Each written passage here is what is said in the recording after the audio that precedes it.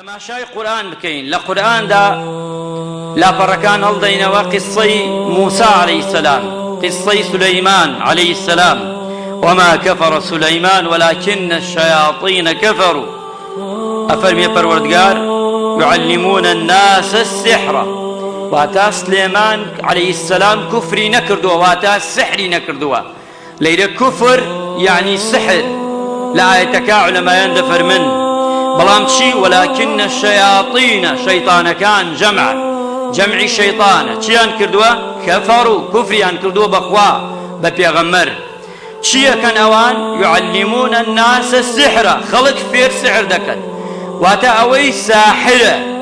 اوانا چين زريتي شيطان لشيطان او سحريان بوماوتو نكو اوا بزاني توي مسلمان مني مسلمان بزانين اولياء اخوايا نخير أولياء إخوة أويا كان يزقل إخوة نك سحر بك أخوة بنامان بدا أولياء الشيطان أمانا نك أولياء كشي رحمانا أولياء إخوان أما لما يتدى آياتي كيتر پروردگار في ماندلي واتعمل دلالة أكال سر أوي كالسحر للشيطان أويا لوانش كفير دبن فيتعلمون منهما ما يفرقون بين المرء وزوجه ام سحرا زور جا دبیت تیگدانی خزانی واتا بینی جنو پیالک زور جار بسحر دکره بجادو دکره بمانه دکره ابینیت زور جار گنجکان بتایبتی